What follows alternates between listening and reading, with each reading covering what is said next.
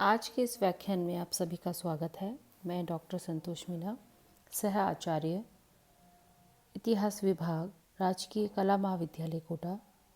आज इस व्याख्यान में हम प्राचीन भारत का एक प्रमुख टॉपिक गुप्त साम्राज्य पर चर्चा करेंगे। आज हम कुमारगुप्त प्रथम, स्कंदगुप्त, पुरुगुप्त और बुद्धगुप्त के बारे में जानेंगे। सर्वप्रथम हम लेते हैं कुमारगुप्त प्रथम। कुमारगुप्त प्रथम का कार्यकाल लगभग 414 से 455 ईस्वी माना जाता है और चंद्रगुप्त सेकंड यानी विक्रमादित्य के बाद आप शासित हुए थे। लगभग 41 वर्ष आपने राज किया है। चंद्रगुप्त द्वितीय का पुत्र कुमारगुप्त महेंद्रादित्य गुप्त, इसे कुमारगुप्त की उपाधि दी गई थी। महेंद्रादित्य इनकी उपाधि है, कुमारगुप्त इनका नाम है। कुमारगुप्त की 3 रानियां थीं, अनंत देवी, देवकी और तीसरी रानी का नाम ज्ञात नहीं है।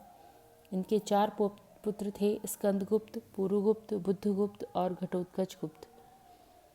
इन्होंने भी अश्वमेध यज्ञ किए हैं।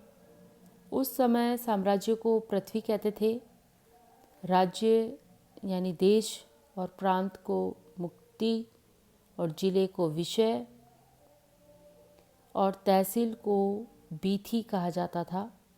इसके विभाग और उपविभाग होते थे।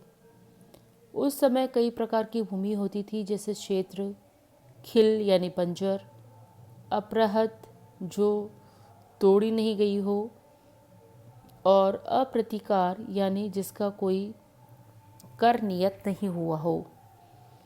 जिले में एक परामर्शदात्री परिषद होती थी, जिसके सदस्य नगर निगम का अध्यक्ष, जिसे कि नगर श्रेष्ठी कहते थे, व्यापारियों की श्रेणियों का प्रतिनिधि सार्तवाह, शिल्पियों की श्रेणियों का प्रतिनिधि प्रथम कुलिक और प्रधान लेखक को प्रथम कायस्थ कहते थे। कुमारगुप्त ने अनेक शैलियों में सिक्के चलाए हैं। इनके सिक्कों पर परम भागवत शब्द उत्कीर्ण हुआ है। ये वैष्णव धर्मावलंबी थे। सिक्कों और अभिलेखों से पता चलता है कि इसने महेंद्रादित्य, अजित महेंद्र, श्री महेंद्र, सिंह महेंद्र, महेंद्र कुमार, गुप्त कुल, व्योम राशि आदि इन्होंने उपाधियां धारण की थी। अब देखते हैं स्कंदगुप्त। स्कंदगुप्त का कार्यकाल 455 से 467 ईस्वी 67 माना जाता है। स्कंदगुप्त के समय सुदर्शन झील टूट गई थी और इसकी राज्यपाल कर्णदेव के पुत्र चक्रपालित ने इसकी मरम्मत करवाई थी। हुणों पर इन्होंने विजय प्राप्त की थी। चंद्रगर्भ परिप्रच्छ नामक ग्रंथ में विदेशियों पर विजय प्राप्त करने का साहित्यिक प्रमाण उपलब्ध है। स्कंदगुप्त की उपाधि शक्रादित्य थी और कहोम स्तंभलेख के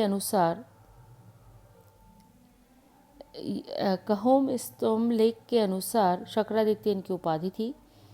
आर्य मंजूश्री मूलकल्प में इन्हें देवराज कहा गया है। जूनागढ़ अभिलेख में श्री परिक्षिप्त वक्षा यानी विष्णु के समान इन्हें बताया गया है। कथा सरित सागर में इन्हें विक्रमादित्य कहा गया है। स्कंदगुप्त ने 3 तरह के सिक्के चलाए जो हमें मिले हैं। पहले प्रकार के स्कंदगुप्त के सिक्कों में उन्हें घोड़े पर सवार दिखाया गया है। दूसरे में धनुष बाण लिए हुए हैं और तीसरे में एक तरफ राजा और दूसरी तरफ लक्ष्मी की चित्रित की हुई है। स्कंदगुप्त वैष्णव थे, लेकिन उनकी सभी धर्मों के प्रति सहिष्णुता थी।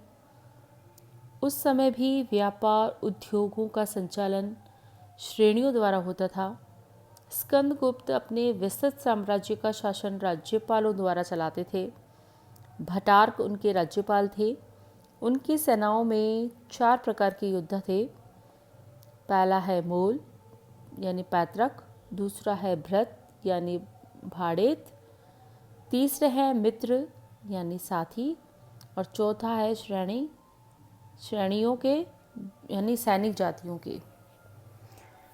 जिले के अधिकारी, कौन कौन से जिले में अधिकारी कार्य करते थे, उसमें अग्रहारिक जो भूमि का कार्य करते थे, शौल्किक यानी चुंगी विभाग भी होता था, गौल्मिक वन विभाग के कर्मचारी होते थे, और नगरों में मुख्य अधिकारी नगर रक्षक कहलाते थे,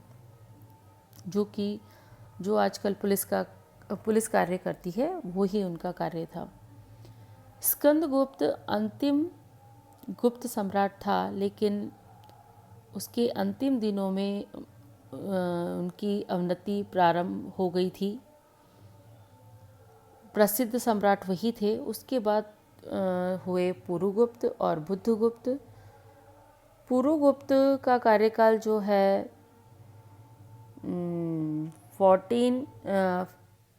467 से 473 ईस्वी माना जाता है। स्कंदगुप्त की मृत्यु के बाद इनका भाई जो है वो पुरुगुप्त गद्दी पर बैठा था। पुरुगुप्त ने बौद्ध विद्वान वसुबंधु को अपनी रानी और युवराज बालादित्य का अध्यापक नियुक्त किया था, और इसके काल में उनके राज्य की अवनति प्रारंभ हो गई थी। पुरुगुप्त की मृत्यु के बाद उनका पुत्र था नरसिंह बालादित्य, वो राजा बने थे। उन्होंने लगभग 10 वर्ष राज्य किया था और उन्हें कुमारगुप्त द्वितीय के नाम से भी जाना जाता है। कुमारगुप्त द्वितीय ने सोने के सिक्के भी जारी किए थे। उनके काल की एक मूर्ति सारनाथ में मिली है, जो उस काल की सबसे सुंदर मूर्ति है। कुमारगुप्त द्वितीय के सिक्कों पर उपाधि क्रेमादित्य अंकित है। और अब है बुद्धगुप्त। इनका कार्यकाल 477 से 497 ईस्वी यानी लगभग 20 वर्ष माना जाता है। भटार्क जो मैत्रक वंश का संस्थापक था, बुद्धगुप्त का एक सेनापति था, जिसे काठियावाड़ जिसकी राजधानी वल्लभी है का राज्यपाल नियुक्त किया गया था। बाद में मैत्रक स्वतंत्र राजा हो गए थे।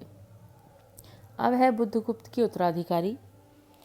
बुद्धगुप्त के बाद गुप्त साम्राज्य का जो है शीघ्र ही पतन आरंभ हो गया था, क्योंकि राजवंश में झगड़े होने लगे थे।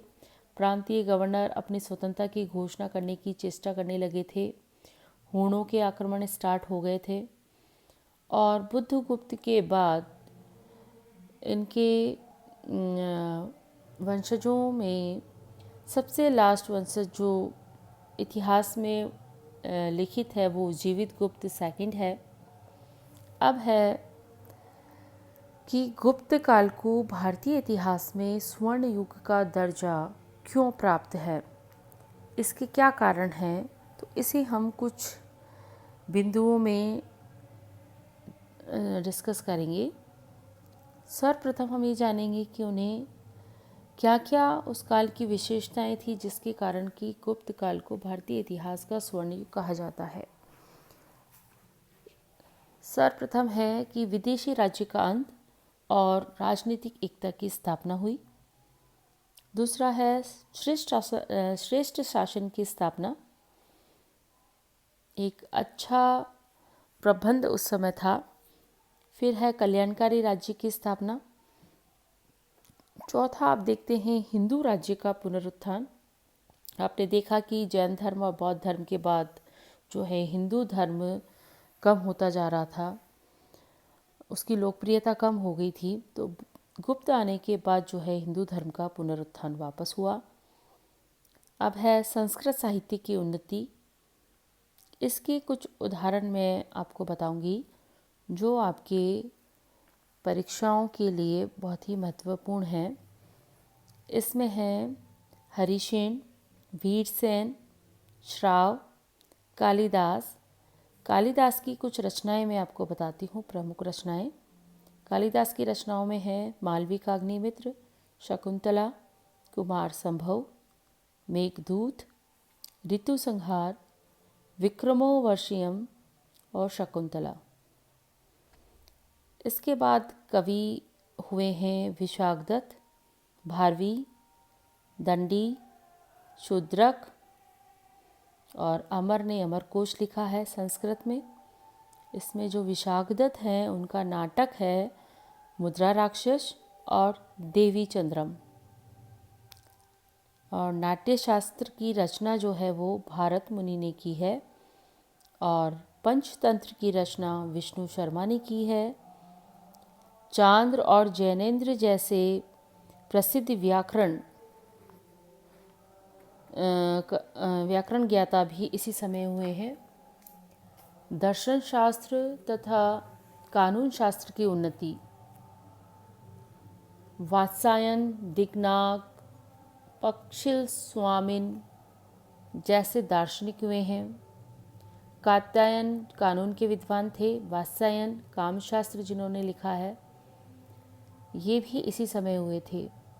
शिल्प शास्त्र में उन्नति कानपुर के समीप भीतरगांव, देवगढ़ जो झांसी में है के मंदिर, नैना कुठारा मध्य भारत में जो है उनमें उनका पार्वती मंदिर, भूमारा में शिव मंदिर, एल्हो के मंदिर, सांची, ईरन, तिगावा में भी इस काल में बहुत ही सुंदर मंदिरों का निर्माण हुआ है। अब लेते हैं चित्रकला के क्षेत्र में क्या क्या उन्नति हुई। वाकाटक राजा हरिसेन के काल में लगभग 500 ईस्वी में अजंता और एलोरा की गुफाएं बनाई गई, जिनकी चित्रकारी और कटाई जो है वो विश्व प्रसिद्ध है। उदयगिरी की गुफाएं भी बहुत प्रसिद्ध हैं। गुफा नंबर 17 में बुद्ध के जीवन से संबंधित घटनाओं के अनेक चित्र बने हुए हैं। बाघ जो ग्वालियर में है, उसकी गुफा की चित्रकारी लौकिक जीवन से संबंधित है, जबकि जो अजंता है उसकी चित्रकारी के विषय जो हैं वो धर्म पर आधारित हैं। अब लेते हैं हम विज्ञान के क्षेत्र में इस समय क्या क्या प्रगति हुई, हम इसे जानेंगे। इस काल में आर्यभट्ट जैसे वैज्ञानिक हुए। यह 476 ईस्वी में पाटलिपुत्र में पैदा हुए थे, और आर्यभट्ट ने पहली बार प्रमाणित किया था कि पृथ्वी अपनी धुरी पर घूमती है और सूर्य ग्रहण और चंद्र ग्रहण राहु और केतु के कारण नहीं होते, बल्कि पृथ्वी पर छाया गिरने से होते हैं। इसने आर्यभट्ट ने दशमलव प्रणाली का भी आविष्कार किया था। आपने गणित और बीजगणित में कई नई नई बातों का आविष्कार किया। एक महान गणितज्ञ का नाम आप रहे हैं। अब देखते हैं वराह मिहिर। ये उच्च कोटि के ज्योतिषाचार्य थे। इन्होंने नक्षत्र विद्या, एस्ट्रोनॉमी यानी भूगोल, नक्षत्रों की गति, उनका मनुष्य पर प्रभाव, भवन निर्माण कला या वास्तुकला, मूर्तिकला, तालाब और बगीचे बनाने के तरीके पर इन्होंने ग्रंथ लिखे हैं। अब लेते हैं औषधि विज्ञान में क्या क्या प्रगति हुई। बाघभट्ट जैसे उच्च कोटि के वेद जो हैं वो गुप्त काल में ही हुए थे, जिन्होंने आयुर्वेद के क्षेत्र में बहुत सी चीज़ों का आविष्कार किया है। अब है धातु कला की उन्नति। गुप्त काल के चमकीले, सुंदर और बारीक कटाई वाले सिक्के इसमें महत्वपूर्ण स्थान रखते हैं। महरौली का लौह स्तंभ, नाल दागे बुद्ध की बनी 8 फीट की मूर्ति जो कि नालंदा में हमें प्राप्त हुई है। अब है मूर्ति कला। उदयगिरी की विशाल वराह मूर्ति इसका उदाहरण है।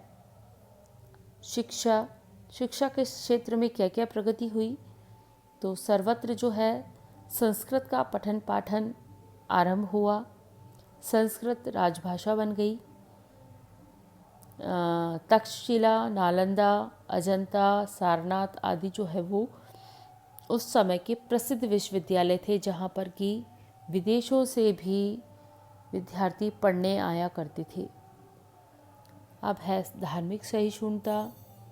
सभी धर्मों को समान दृष्टि से देखा जाता था। राज्य में सहिष्णुता थी। लोगों का ऊंचा चरित्र और आदर्श जीवन था। व्यापार और वाणिज्य में बहुत उन्नति हुई थी और इस प्रकार हम देखते हैं कि एक बृहत्तर भारत की स्थापना उस समय हुई थी। इसीलिए स्वर्ण युग कहा जाता है गुप्त काल को। अगले व्याख्यान में हम गुप्तकालीन शासन और संस्कृति पर चर्चा करेंगे। धन्यवाद।